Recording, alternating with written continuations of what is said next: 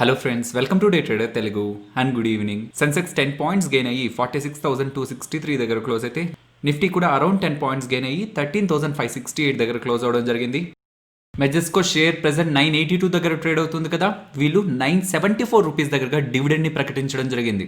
So coming డేస్లో Majesco share హోల్డర్స్కి 974 rupees per share dividend అనేది వాళ్ళ బ్యాంక్ అకౌంట్స్లో అయితే క్రెడిట్ అవ్వబోతుంది ఫ్రెండ్స్. సో కొత్తగా ఈ మెజెస్కో షేర్స్ని కొనచ్చా ఆర్ ఎగ్జిస్టింగ్గా షేర్స్ని హోల్డ్ చేసిన వాళ్ళు మార్కెట్లో సెల్ చేయాలా లేదంటే డివిడెండ్ కోసం వెయిట్ చేయాలా అండ్ ఈ ఎంటైర్ ఈ డివిడెండ్ కాన్సెప్ట్ రిలేటెడ్గా ఉన్న టెక్నికాలిటీస్ని మాట్లాడుకుంటూ ట్యాక్స్ని కూడా మీకు ఎక్స్ప్లెయిన్ చేసే ప్రయత్నం చేస్తాను. ఓకే, ఆ టాపిక్ ఎక్స్ప్లెయిన్ చేయడానికి కొంత ఎక్కువ టైం పడుతుంది కాబట్టి ముందు మార్కెట్లో ఉన్న స్మాల్ అప్డేట్స్ని కవర్ చేసే ప్రయత్నం చేద్దాం. నిన్న ఐపీఓగా లిస్ట్ అయిన బర్గర్ కింగ్ ఒక షేర్ ప్రైస్ ఈ రోజు కూడా అప్పర్ సర్క్యూట్ని టచ్ చేయడం జరిగిందనమాట. సో ఈ రోజు కూడా ఆల్మోస్ట్ 20% దగ్గరగా ర్యాలీ అవ్వడం అయితే జరిగింది. ఇంట్రాడే సెషన్స్లో 20% దగ్గరగా ర్యాలీ అవుతూ ఉండడం అనేది నెక్స్ట్ అప్కమింగ్ ఐపీఓ అయినా మిసెస్ బెక్టర్స్ ఫుడ్ ఐపీఓని కూడా పాజిటివ్గా అయితే సెంటిమెంట్ పరంగా అయితే ఇంపాక్ట్ చేస్తుంది. బెక్టర్స్ ఫుడ్ ఐపీఓ ఒక సబ్స్క్రిప్షన్ డేటాని మీరు గమనిస్తే ఎంటైర్ ఐపీఓ డే 1లోనే 3.72 టైమ్స్ అయితే ఓవర్గా సబ్స్క్రైబ్ అవ్వడం అయితే జరిగింది. అండ్ ఎంప్లాయ్ కేటగిరీలో 9 టైమ్స్, రీటైల్ కేటగిరీలో 6 times and non institutional investors HNI కేటగిరీలో 1.37 టైమ్స్. ఏ ఐపీఓ చూసినా సరే IPO closing date like vectors food IPO closing date December 17th కదా, ఆ పాయింట్ ఆఫ్ టైంలో ఆఫ్టర్నూన్ ఆ పాయింట్ ఆఫ్ టైంలోనే మీకు క్యూఓబీస్ అలాగే హెచ్ఎన్ఐ దగ్గర నుంచి రియల్ డేటా డిస్ప్లే అవుతుందన్నమాట. సేమ్ సెంటిమెంటే కంటిన్యూ అయితే బెక్టర్స్ ఫుడ్ ఐపీఓలో కూడా కొంత బెటర్ లిస్టింగ్ గెయిన్స్ కనిపించడానికి అయితే పాసిబిలిటీ ఉంది. కేఎన్ఆర్ కన్స్ట్రక్షన్స్ గురించి మాట్లాడుకోవాలి. ఇంట్రోడే సెషన్స్ లో వచ్చిన అప్డేట్ ఏంటంటే కేఎన్ఆర్ కన్స్ట్రక్షన్స్ వాళ్ళు కమింగ్ డేస్ లో బోనస్ అయితే ప్రకటించబోతున్నారని. సో బోనస్ అంటే మనకు ఐడియా ఉంది కదా, ఎగ్జిస్టింగ్ గా మనకున్న షేర్స్ కి కంపెనీ ఫ్రీ షేర్స్ ని యాడ్ చేస్తుందన్నమాట. అలా యాడ్ చేస్తున్నందుకు గాను ఇన్వెస్ట్మెంట్ వాల్యూ మారకుండా షేర్ ప్రైస్ లో కూడా మనకు అడ్జస్ట్మెంట్ అయితే జరుగుతుంది. సో దీని రిలేటెడ్ గా బోర్డు డెసిషన్ అనేది December 18th తీసుకుంటారని కూడా అప్డేట్ చేయడం జరిగింది ఫ్రెండ్స్. నెక్స్ట్ జియో, భారత్ ఎయిర్టెల్ అలాగే వోడాఫోన్ ఐడియా గురించి మాట్లాడుకోవాలి ఫ్రెండ్స్. నిన్న మార్కెట్ క్లోజ్ అయిపోయిన తర్వాత జియో వాళ్ళు ట్రాయ్ కి అంటే టెలికాం రెగ్యులేటరీ అథారిటీ ఆఫ్ ఇండియాకి ఒక కంప్లైంట్ చేయడం జరిగింది. వోడాఫోన్ ఐడియా అలాగే భారత్ ఎయిర్టెల్ రిలేటెడ్ గా వీళ్ళు ఏమని చెప్తున్నారంటే బయట మనకి ఫార్మర్స్ ఇష్యూ అయితే రన్ అవుతుంది కదా, లైక్ గవర్నమెంట్ కొన్ని కొత్త చట్టాలను తీసుకురావాలని ప్రయత్నిస్తుంది. వస్తున్న చట్టాల వల్ల ఫార్మర్స్ కి నష్టం జరుగుతుంది. సో దట్ ఆ లాస్ వల్ల ఫార్మర్స్ కి ఉపయోగం లేదు కాబట్టి ఆ లాస్ వెనక్కి తీసుకోండి అని ఢిల్లీ అండ్ సరౌండింగ్ రీజియన్స్ లో ఉన్న రైతులు అయితే ఆందోళన అయితే చేస్తున్నారు. ఇది ఎలా టర్న్ అవుతుందంటే గవర్నమెంట్ తీసుకొస్తున్న చట్టాల వల్ల ఫార్మర్స్ నష్టపోతారు, రిలయన్స్ ఇండస్ట్రీస్ ఆ రిలయన్స్ గ్రూప్ ఆ అదానీ గ్రూప్ ఇవి లాభపడతాయనేలాగా బయట ప్రొజెక్షన్స్ అయితే జరుగుతున్నాయన్నమాట. ఆటోమేటిక్గా ఏమవుతుంది, గవర్నమెంట్ తీసుకొస్తున్న చట్టాల వల్ల తాము నష్టపోతూ రిలయన్స్ ఇండస్ట్రీస్ వాళ్ళు ఎదుగుతారనే ఒక ఒపీనియన్తో ఫార్మర్స్కి రిలయన్స్ ఇండస్ట్రీస్ రిలేటెడ్గా కొంత నెగిటివ్ సెంటిమెంట్ ఉంటుందన్నమాట.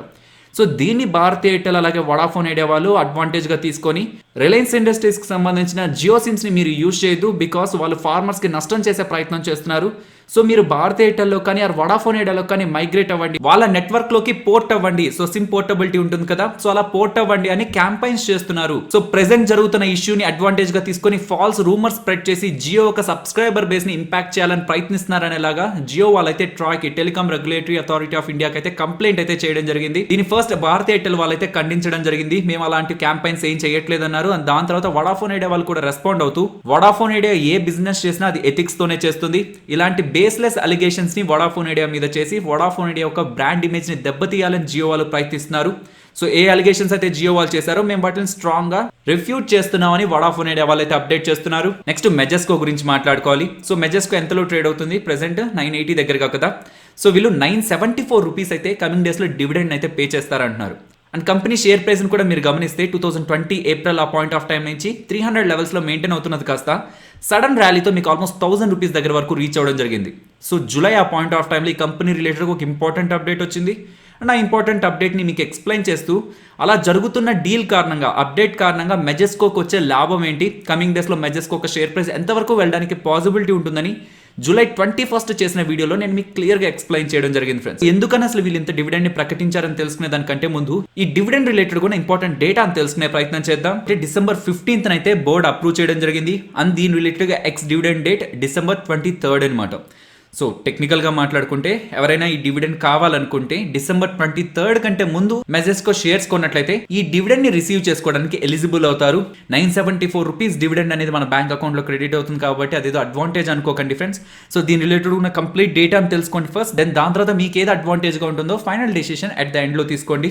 నెక్స్ట్ దీని రిలేటెడ్గా record date December 25th and dividend pay out date at best December 30th లోపు చేసేస్తారంటున్నారు అనమాట. జనరల్ గా రికార్డ్ డేట్ నుంచి 30 days లోపు డివిడెండ్ అనేది బ్యాంక్ అకౌంట్ లో క్రెడిట్ అవుతుంది. బట్ వీళ్ళు with in the 15 days dividend ని బ్యాంక్ అకౌంట్ లో క్రెడిట్ చేస్తారు అంటున్నారు. సో ఇప్పుడు ఎందుకని 980 రూపీస్ దగ్గరగా ట్రేడ్ అవుతున్న కంపెనీ 974 రూపీస్ డివిడెండ్ ఇవ్వాలనుకుంటుంది అన్న లాజిక్ ని మాట్లాడుకుందాం. సో మీకు గుర్తుంటే July 21st ఆ పాయింట్ ఆఫ్ టైంలో మెజెస్కో 400 రూపీస్ దగ్గరగా ట్రేడ్ అవుతున్నప్పుడు మెజెస్కోకి సంబంధించిన మేజర్ సబ్సిడరీని మెజెస్కో వాళ్ళు ఒక మంచి ప్రైస్కి సెల్ చేసేసారనమాట. సెల్ చేసి ఆ సెల్ చేసిన దానికి గాను వాళ్ళు వచ్చిన డబ్బుల్ని మెజెస్కో షేర్ హోల్డర్స్కి పంచే ప్రయత్నం చేస్తున్నారు. ఇన్ సింపుల్ టర్మ్స్ లో చెప్పాలంటే మెజెస్కో వాళ్ళకి ఎక్కడి నుంచి అయితే రెవెన్యూ వస్తుందో, డబ్బులు ఎక్కడి నుంచి అయితే వస్తుందో ఆ మొత్తం బిజినెస్ ని యుఎస్ లో ప్రైవేట్ ప్లేయర్ కి సెల్ చేసి తద్వారా వచ్చిన డబ్బుల్ని షేర్ హోల్డర్స్ కి పంచాలని ప్రయత్నిస్తున్నారనమాట. ఏ బిజినెస్ ద్వారా అయితే మెజెస్కో వాళ్ళు డబ్బులు సంపాదిస్తున్నారో మరి ఆ బిజినెస్ మొత్తాన్ని సెల్ చేస్తే ఇంకా మెజెస్కో వాళ్ళ కమింగ్ టైమ్స్ లో రెవెన్యూస్ ఎక్కడి నుంచి వస్తాయి, ప్రాఫిట్స్ ఎక్కడి నుంచి వస్తాయి. సో టెక్నికలీ మెజెస్కోకి కమింగ్ డేస్ లో చేయడానికి ప్రెసెంట్ అయితే బిజినెస్ ఏది కూడా లేదు. సో మెజెస్కో వాల్యూ మీకు ఆల్మోస్ట్ 980 రూపీస్ గా కనిపిస్తుంది కదా, ఆ వాల్యూ అంతా కూడా వాళ్ళ బిజినెస్ ని సెల్ చేయంగా వచ్చిన డబ్బులు ఈ కంపెనీ బ్యాలెన్స్ షీట్ లో యాడ్ అవడం వల్ల క్రియేట్ అయిన వాల్యూ అనమాట. సో ఆ ఎంటైర్ వాల్యూని వాళ్ళ షేర్ హోల్డర్స్ కి పంచాలనే ప్రయత్నంలో వీళ్ళు ప్రెసెంట్ డివిడెండ్ అయితే ప్రకటించడం జరిగింది. ఓకే, మరి 980 రూపీస్ దగ్గరగా ఉంది, 974 రూపీస్ డివిడెండ్ వస్తుంది అంటున్నారు కదా. సో ప్రెసెంట్ పార్టిసిపేట్ చేస్తే 974 రూపీస్ బ్యాంక్ అకౌంట్ లోకి వస్తుంది కదా. అంటే December 13th APL Apollo tubes related గా APL Apollo tube shares hold చేసిన వాళ్ళకి ఈచ్ షేర్ అనేది 5 తో మల్టిప్లై అవుతుందని మాట్లాడుకున్నాం. సో ఈచ్ షేర్ 5 షేర్స్ గా మారుతాయి. అలాగే షేర్ ప్రైస్ కూడా 5 తో డివైడ్ అవుతుందని కూడా మనం అప్డేట్ చేయడం జరిగింది. సో ఈ రోజు ఎక్స్ డేట్ అనమాట. సో ఎక్స్ డేట్ రోజు మీరు గమనిస్తే ప్రీవియస్ గా 3674 రూపీస్ లో ట్రేడ్ అవుతున్న షేర్ ప్రైస్ కాస్త ఇప్పుడు 780 రూపీస్ లో ట్రేడ్ అవుతుంది. కాకపోతే 3674 రూపీస్ లో ఒక షేర్ కొన్న వాళ్ళకి నెక్స్ట్ కమింగ్ డేస్ లో 5 షేర్స్ 780 రూపీస్ లో వాళ్ళ డిమాట్ అకౌంట్ లో కనిపిస్తూ ఉంటాయి. సో 780.55 into 5 వేస్తే ఆల్మోస్ట్ 3900 దగ్గరగా వస్తుంది అనమాట. సో ఇది కూడా నేను ఆ టైంలో అప్డేట్ చేశాను. ప్రీవియస్ టైమ్స్ తో పోలిస్తే షేర్ ప్రైస్ కొంత లోయర్ వాల్యూలో కనిపిస్తుండేసరికి రీటైలర్స్ ఎక్కువగా పార్టిసిపేట్ చేసే ప్రయత్నం చేస్తారు. సో దట్ షేర్ ప్రైస్ లో కూడా మనకి సర్టైన్ లెవెల్ వరకు పాజిటివ్ ర్యాలీ కంటిన్యూ అవుతుంది. సో ఇది స్టాక్ స్ప్లిట్ కే కాదనమాట, డివిడెండ్ కానీ, బోనస్ కానీ, బైబ్యాక్ కానీ, ఇలాంటి ఏ కార్పొరేట్ యాక్షన్ కైనా సరే ఎక్స్ డేట్ రోజు స్టాక్ ప్రైస్ లో అడ్జస్ట్మెంట్ అనేది జరుగుతుంది ఫ్రెండ్స్. సో ఎక్స్ డేట్ ఏంటి మెజెస్కోకి 23rd December అనమాట. సో 23rd December అనుకుందాం వీళ్ళు ప్రకటించింది 974 రూపీస్ కదా, అంటే December 23rd 982 మైనస్ 974 అంటే ఆల్మోస్ట్ మీకు 8 రూపీస్ దగ్గరగా ప్రెసెంట్ ఉన్న వాల్యూ ప్రకారం మాట్లాడుకుంటే మెజెస్కో షేర్ ప్రైస్ అనేది మార్కెట్ లో ట్రేడ్ అవుతుంది. సో మీ బ్యాంక్ అకౌంట్ లో ఉన్న డబ్బుల్ని డిమాట్ అకౌంట్ లో యాడ్ చేసుకొని మెజెస్కో షేర్స్ కొనుక్కొని మళ్ళీ ఆ డబ్బుల్ని మీ బ్యాంక్ అకౌంట్ లో తీసుకొచ్చే ప్రయత్నం చేస్తున్నారు. అండ్ కంప్లీట్ గా కూడా రాదు, డివిడెండ్ పోను మిగిలింది షేర్ ప్రైస్ రూపంలో మీకు మార్కెట్ లో ట్రేడ్ అవుతూ ఉంటుంది. వాళ్ళకి సంబంధించిన రియల్ ఎస్టేట్ బిజినెస్ కొంతుంది. ప్రెసెంట్ 130 crores అరౌండ్ ఉంది. But real estate value coming times లో కొంత గ్రో అయ్యాక మేము సెల్ చేస్తాం. ఆల్మోస్ట్ 200 crores దగ్గరగా వాల్యూ ఉండడానికి కూడా పాసిబిలిటీ ఉందని మార్కెట్స్ లో అప్డేట్ ఉంది. సో ఇఫ్ ఇన్ కేస్ వాళ్ళు అది 200 crores లో సెల్ చేస్తే కూడా పర్ షేర్ మనం అది చూస్తే 70 రూపీస్ దగ్గరగా షేర్ ప్రైస్ లో కూడా వాల్యూ అయితే యాడ్ అవుతుంది అనమాట. బట్ మనం ఏమనుకున్నాం, మెజెస్కో వాళ్ళు ప్రెసెంట్ బిజినెస్ చేయట్లేదు. సో బిజినెస్ చేయకపోతే రెవెన్యూస్ రావు.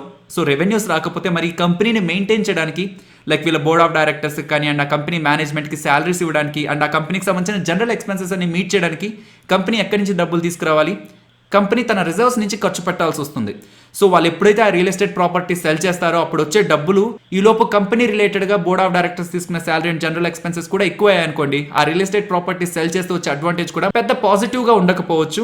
ఎప్పుడైతే మెజెస్కో వాళ్ళు ఇలా డివిడెండ్ ఇచ్చారో అని ప్రకటించారో ఆ పాయింట్ ఆఫ్ టైంలో ఆల్మోస్ట్ 11 o'clock అరౌండ్ మీకు ఇప్పుడు ఒకవేళ మీరు మెజెస్కో షేర్స్ డివిడెండ్ కోసమే కొన్నట్లయితే మీకు వస్తున్న డివిడెండ్ మీద కూడా మీరు ట్యాక్స్ పే చేయాలని 11 o'clock అరౌండ్ అయితే అప్డేట్ చేయడం జరిగింది అనమాట. డివిడెండ్ కోసమే కొంటున్నట్లయితే వస్తున్న డివిడెండ్ మీద కూడా మీకు ట్యాక్స్ పడుతుందన్న విషయం మీకు గుర్తు చేయాలని ఈ అప్డేట్ అయితే టెలిగ్రామ్ లో చేయడం జరిగింది. ఈ ట్యాక్స్ అనేది మీ ఇన్కమ్ ట్యాక్స్ స్లాబ్ రేట్ ప్రకారం పడుతుందన్నమాట. సో ఎవరైతే హైయర్ ఇన్కమ్ ట్యాక్స్ స్లాబ్స్ లో ఉన్నారో లైక్ 20 కానీ 30 కానీ, సో ఈ ట్యాక్స్ స్లాబ్స్ లో ఎవరైతే ఉన్నారో మీకు ప్రాఫిట్ కాదు, ఈవెన్ న్యూట్రల్ కూడా కాదు, మిమ్మల్ని లాస్ కి గురి చేస్తుంది అనమాట. ఓకే, నేను అసలు ఇన్కమ్ ట్యాక్సే పే చేయను, సో నేను అప్లై చేయొచ్చా? సో ఇక్కడ ఇంకొకటి గుర్తుంచుకోవాలి ఫ్రెండ్స్, కంపెనీస్ డివిడెండ్ మీ బ్యాంక్ అకౌంట్ లో క్రెడిట్ చేసే ముందు దాంట్లో టీడీఎస్ కట్ చేస్తాయన్నమాట. ట్యాక్స్ డిడక్షన్ అట్ సోర్స్ అంటారు. సో ప్రెసెంట్ ఈ డివిడెండ్ ఇన్కమ్ మీద 7.5% దగ్గరగా టీడీఎస్ ఉంది.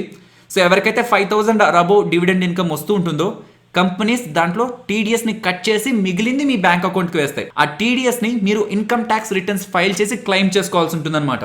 సో ఎవరైనా 5,000 అబోవ్ డివిడెండ్ వచ్చేలా ఉంటే కంప్లీట్ డివిడెండ్ మీ బ్యాంక్ అకౌంట్ కి వస్తుంది అనుకోకండి, టీడీఎస్ కూడా పడుతుంది అన్న విషయం గుర్తుంచుకోండి.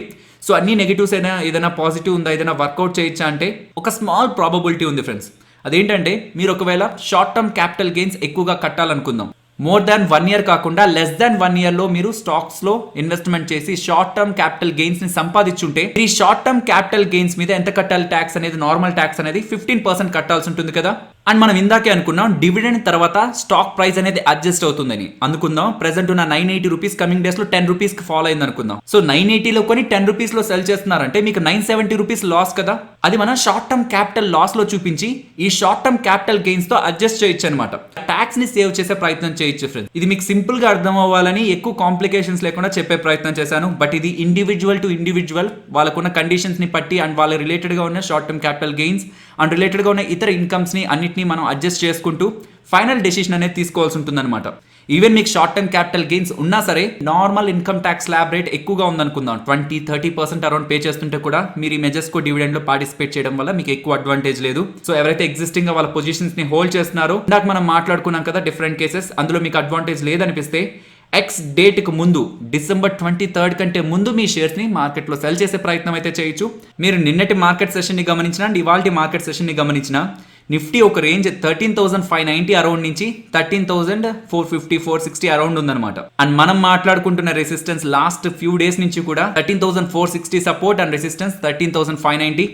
ఈ రోజు కూడా నిఫ్టీ 13,450 అరౌండ్ వచ్చి సపోర్ట్ తీసుకొని 13,590 అరౌండ్ వరకు ర్యాలీ అవడం అయితే జరిగింది ఫ్రెండ్స్. సో లాస్ట్ 2 సెషన్స్ నుంచి నిఫ్టీ సపోర్ట్ అండ్ రెసిస్టెన్స్ ని రెస్పెక్ట్ చేస్తుంది కాబట్టి ఫర్దర్ గా కూడా నేను ఈ లెవెల్స్ ని మెయింటైన్ చేస్తున్నాను. అండ్ అలాగే బ్యాంక్ నిఫ్టీ కూడా ఈరోజు అరౌండ్ సపోర్ట్ దగ్గరికి వచ్చి 30,340 అరౌండ్ వచ్చి నెక్స్ట్ ఫర్దర్ గా ర్యాలీ అవడం జరిగింది అనమాట. బ్యాంక్ నిఫ్టీ సపోర్ట్ రిలేటెడ్ గా కూడా ఈ రోజు మనం ప్రైస్ యాక్షన్ ని గమనించవచ్చు. నెక్స్ట్ నిఫ్టీ ఆప్షన్ చైన్ ని గమనించే ప్రయత్నం చేద్దాం ఫ్రెండ్స్. ఇప్పుడు మనం చూస్తున్నది December monthly expiry contract data అనమాట. సో ప్రెసెంట్ ఉన్న లెవెల్స్ నుంచి టాప్ సైడ్కి వెళ్తుంటే ఏ లెవెల్స్ దగ్గర ఇంట్రాడేలో ఎక్కువగా కాల్ రైటర్స్ రైట్ చేశారు, అంటే ఏ లెవెల్ కంటే పైకి నిఫ్టీ వెళ్ళదు అని కాన్ఫిడెంట్గా అక్కడ రైటింగ్ చేశారనేది మనం గమనిస్తే 13,700, 13,900 ఇమీడియట్ గా ఉన్న లెవెల్ 13,700 కాబట్టి ప్రెసెంట్ ఉన్న లెవెల్స్ నుంచి టాప్ సైడ్కి మూవ్ అయ్యే ప్రయత్నం చేస్తే 13,700 ని మనం రెసిస్టెన్స్ గా అయితే గమనించవచ్చు. ఈవెన్ ఆ లెవెల్ దగ్గర ఓవరాల్ ఓపెన్ ఇంట్రెస్ట్ కూడా 10 lakh అరౌండ్ బిల్డ్ అవడం జరిగిందనమాట. అండ్ ప్రెసెంట్ ఉన్న లెవెల్స్ నుంచి డౌన్ సైడ్కి వెళ్తుంటే ఇంట్రాడేలో 13,500 అలాగే 13,300 ఈ 2 లెవెల్స్ లో ఇంట్రాడే సెషన్స్ లో ఓపెన్ ఇంట్రెస్ట్ బిల్డ్ అవ్వడం జరిగింది కాబట్టి 13,500 దగ్గర పుట్ రైటింగ్ కంటే కాల్ రైటింగ్ ఒక ఓవరాల్ ఓపెన్ ఇంట్రెస్ట్ ఎక్కువగా ఉంది కాబట్టి 13,500 లెవెల్ ని కొంత నెగ్లెక్ట్ చేస్తూ 13,300 లెవెల్ ని కొంత మనం సిగ్నిఫికెంట్ గా తీసుకోవచ్చు. సో 13,300 to 13,700 ఈ రేంజ్ లో నిఫ్టీ ట్రేడ్ అవడానికి అయితే పాసిబిలిటీ ఉంది. సో ఫైనల్లీ ఇది ఫ్రెండ్స్ మన వీడియో నచ్చిందా? సో నచ్చితే వీడియోని లైక్ చేయండి ఫ్రెండ్స్. అండ్ ఈ వీడియో మన వాళ్ళకి యూజ్ అవుతుంది అనుకుంటే తప్పకుండా షేర్ చేయండి. అండ్ మన ఛానల్ని సబ్స్క్రైబ్ చేయనట్లయితే ఛానల్లో ఉన్న కంటెంట్ ఒకసారి చూడండి ఫ్రెండ్స్. ఇఫ్ ఇన్ కేస్ ఆ కంటెంట్ మీకు ఇంట్రెస్టింగ్ అనిపిస్తేనే ఛానల్ని సబ్స్క్రైబ్ చేసి పక్కనే ఉన్న బెల్ ఐకాన్ క్లిక్ చేయండి. మరొక ఇంట్రెస్టింగ్ వీడియోతో మళ్ళీ మీ ముందుకు వస్తాను. అంతవరకు టేక్ కేర్. జై హింద్.